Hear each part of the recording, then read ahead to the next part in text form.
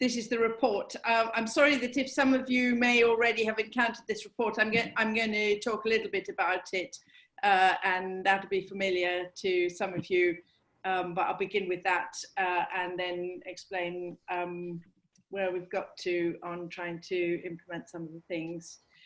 So let me see if I can share my screen now.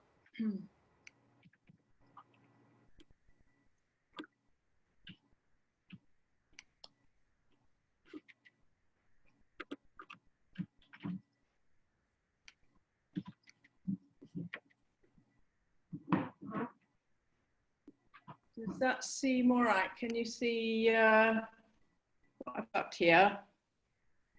You seeing the screen? Yeah. Yeah. Right, good.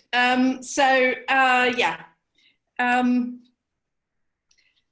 while I was MEP, I commissioned these two reports, one of which is the sort of technical background to what we need to do to reach carbon zero or carbon neutral by 2030. So it's a kind of examination of the situation where we are on energy for the east of England.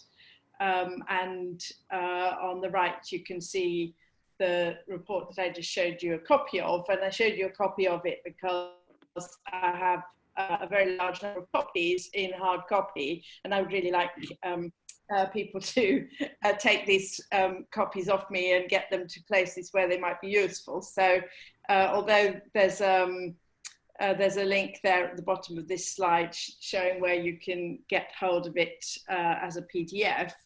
It would be also nice if some of you could, you know, of course, I would have been delivering them to you physically today if we'd been meeting in person, but here we go. So these two reports are the basis on which I'm going to talk about the ideas behind the transformation of energy for the east of England. And the question is, how do we get there? Oh gosh, the resolution on this doesn't look good. And indeed, it's not. I'm just going to go out of the slideshow for a moment. Hold on a minute. See if I can.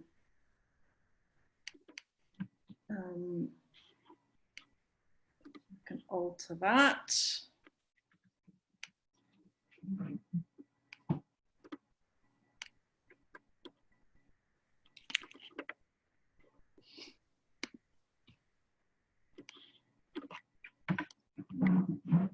Better. Right.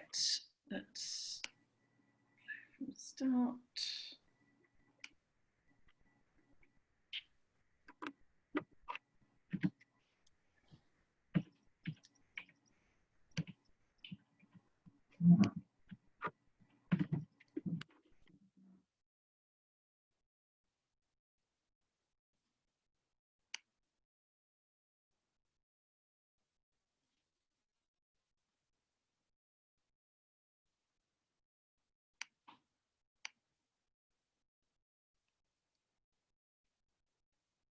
Here we are. So that's what I wanted to show you, the map of the east of England as it would be if we don't do something about the rising sea levels. So this is what we've got to try and prevent, is losing about a large proportion of East Anglia. This is the trajectory that we need to be on for reaching the Paris Agreement targets. You'll notice that this graph doesn't include aviation, shipping, or the consumer items. This is just the energy that we use in sort of homes, heating, industry, and so on. And as you can see, it's been falling, but it's not been falling fast enough. So we need this much more dramatic fall. And we also need to be aware of the rising emissions from aviation and consumer items, which are going to scupper everything if we're not careful. So what can we do and why do we need to do it? So I've divided the thoughts about what we need to do into political tasks, technical tasks, and social benefits. The political tasks seem to me to be the transformation of the economy and priorities. We can't just rely on individuals to do things, although people are sometimes willing to make individual choices, but actually the system makes it impossible for people to make certain sorts of choices. And the choices that that they would need to make are often too costly, and the system doesn't allow them to afford it because of the way in which wages are pushed down and so on. So green tariffs, for example, in energy tend to be parasitic on other people taking the dirty energy. We haven't got enough green energy. So even if you buy what appears to be green energy, that just means that other people who are not paying for that are buying the dirty energy. We need a mixture of regulation and incentives, but what kind of regulations and what kind of incentives and to do what?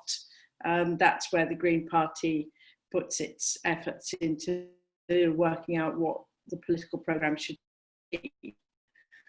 Then there are technical tasks, and these are obviously funded to some extent by political investment and sometimes by private enterprise.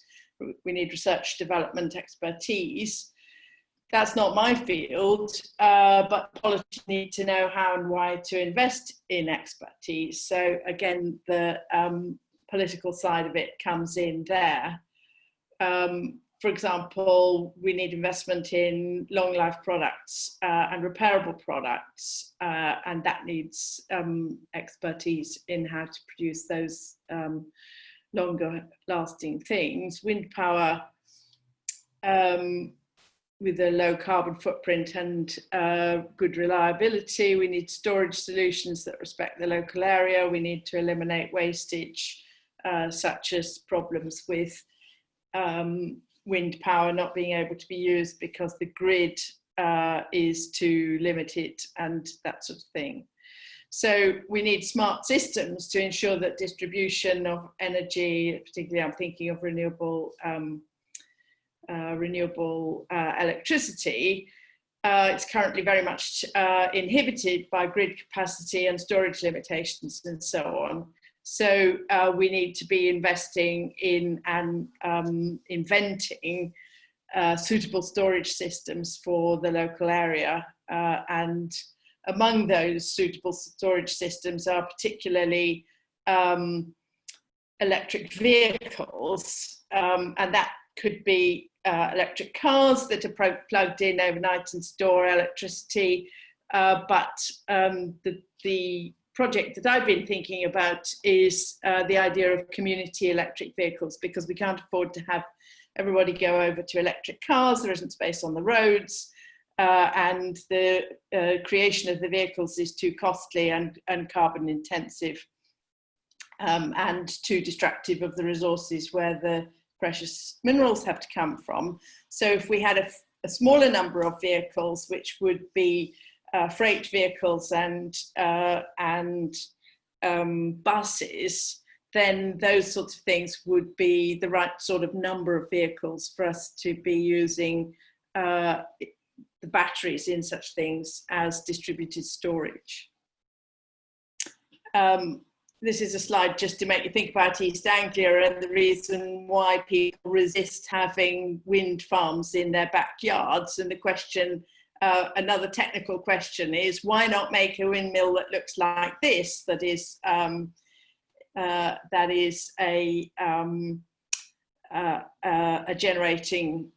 power generating windmill, and then people might be more happy to have it on the edge of their village. Right, so social benefits. So we need joined up politics that not only meets its carbon targets, but also works for people and improves the local and national resilience, gives us better connections, a more sustainable energy system, and good transport with it.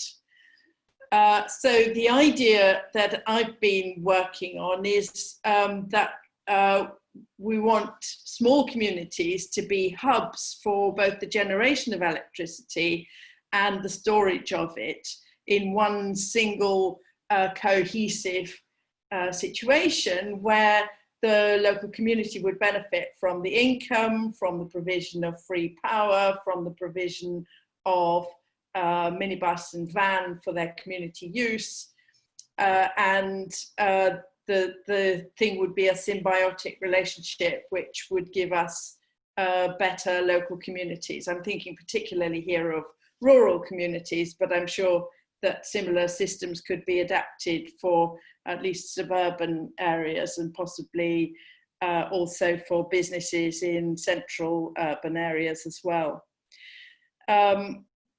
So the aim would be, and I've mentioned here, the idea of a church-based parish energy system, and I'm going to talk about that a little bit more in a moment. I don't know how long. Somebody will have to send me a message when I'm getting short of time, which I may be already. And then the idea would be to eliminate fuel poverty by developing incentives and funding to solve the insulation problem of very poorly insulated houses and high energy bills.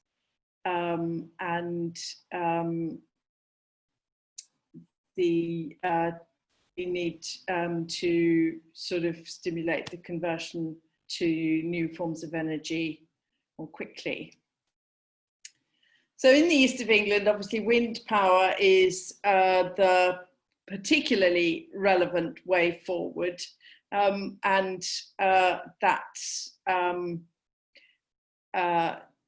that's been very successful with offshore wind farms, and to some extent onshore wind farms, and we could do with more of the onshore wind farms. We've already had a talk about the irrelevance of nuclear.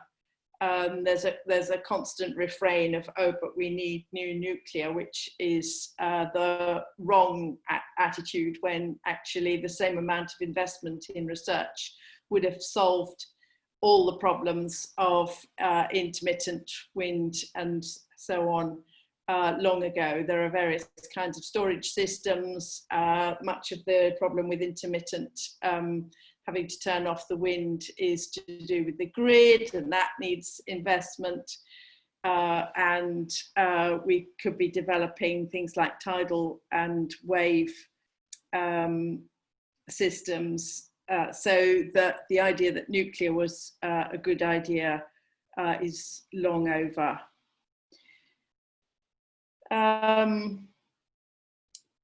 So here are a few thoughts about the problems of converting to electric vehicles and the importance of stopping the idea that we could just replace everybody's private fossil fuel car with a private electric vehicle. And I mentioned earlier the embedded carbon, limited mineral resources, but there's the overcrowding on the roads. There just isn't space for everybody to sit in cars and queue up. Plus, we don't want to be increasing the demand for power. We need to be reducing the energy needs of the region. So we need primarily to be using mass transit, and maybe bike and scooter schemes, electric scooters and so on, for the local journeys from the railway to wherever it is that you need to get to. The reduction in travel that Sian was talking about obviously is another thing to pursue. So what do we need to do? So there are a number of things that I think we need to do. My number one priority would be a green investment bank that councils could draw upon in order to invest in the insulation of properties. And we also need incentives to make private landlords and private owners of properties have to insulate their properties. And I've got various ideas for how we would do that. And we need electric vehicles. But let me push on to the, well, it doesn't have a slide, but in fact, I shall stop sharing my screen and talk to you directly about the ideas that I had about working with the churches. So the thought that I had was that every village has a church building, and every church building has a huge south-facing roof. These south-facing roofs are a prime target for installation of solar panels. And the thought would be that if you put up a solar panel on the church roof in the village, and you have it connected to a community minibus, which is available for a volunteer system of ferrying the people of the village, especially the elderly, to hospital, and people to go to the town for shopping and that kind of thing. You provide the village with a minibus, which then stores the electricity when you've got a sunny day. It's not used all the time, so it can serve as a battery storage. The church would be heated by the income for free, and the villagers could also have a benefit from the selling of the electricity to them and their neighbours. And it would, because it's all kept local, it has hugely much better benefits for the local community than it does if you're paying a green electricity company that's somewhere else in the country and they're getting the profits. And it also cuts the sticky problems within the grid that prevent you from distributing energy to the parts of the country that are short of energy at times when you've got an excess of it. So we'd have a very effective network, because the church has a parish system which covers the entire country, and every village is in a parish and every parish has a church. So what are the obstacles? Well, on the plus side, the Church of England voted, somewhat to its own surprise, to go for a 2030 target for net zero in the churches. And what I've been trying to do is stimulate the idea that they shouldn't just concentrate on getting their own act to net zero, but they could actually be contributing to helping the community that they are part of to make that transition for everybody in the community. And to provide the minibus and other facilities that would be powered, including, for example, heating for a village hall and that sort of thing. And so the church is well geared up for this, and they have a lead person in charge of trying to make sure that they have some initiatives towards this end. So that's what I'm aiming to tap into, and that's my next task, is to try to get them to move on that and to take up some of the funding that would enable us to do some pilot schemes. The difficulties that face us are the can't do attitude. I mentioned the can't do attitude in respect of storage earlier, and about the thought that, oh, you can never do that with renewables because they're not, they're so intermittent. And then the answer is, oh, well, invest in research into storage. And now I'm saying, okay, so here's your solution to the storage. You want your electric minibus and the van that is for the use of the villagers. A couple of vehicles in each group of parishes, for example. But then the can't do attitude will come in and say, oh, you can't do that because we're listed buildings and we have these problems with, you can't put solar panels on the roof of a building like this.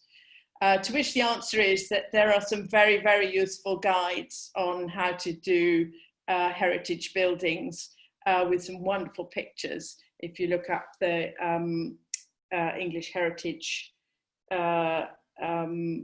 recommended solutions. So it's not at all impossible to do. Of course, it's expensive, but of course, if you're going to do all the buildings, preferably in the whole of Britain, but certainly in the east of England, you're going to be in a position to get really quite a lot of economy of scale. In some cases, there will be another building that would serve, but the churches are particularly useful because they're tall, they stand up above the rest of the things, so they catch the sun. And in many cases, they have a parapet along the edge, so you can put solar panels behind and they're not even visible from the ground. And so the possibilities are kind of just laid out for you there. So that's my current project.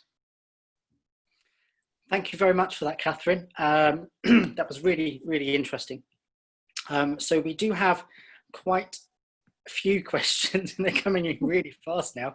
I think there is a request if you could share how we can get the paper report on Energising the East, because I think a lot of people would be really quite, would benefit from that and the understanding. They want the PDF paper copy. But if you could, yeah, if you can send it. I'll tell you what, I will put in that link. Let me just find it. I'll put it in the chat. That would be perfect. Thank you.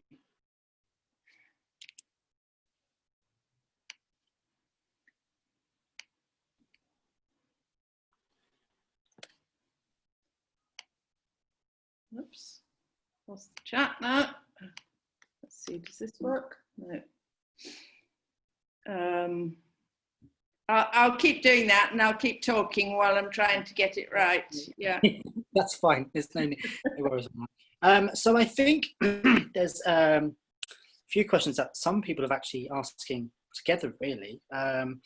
So it's quite difficult what one to choose. What do you think is the best way to incentivize retrofitting of energy efficiency / energy reduction measures in the existing housing stock, and how do we make it fair and I can't even, oh gosh, what's that word? Equitable. Oh no, I can't even pronounce. I can't even talk. Equitable, yes. My dyslexia played up on me today. We need to talk to people who are in fuel poverty. Yes, yes. So, so here are my thoughts on that.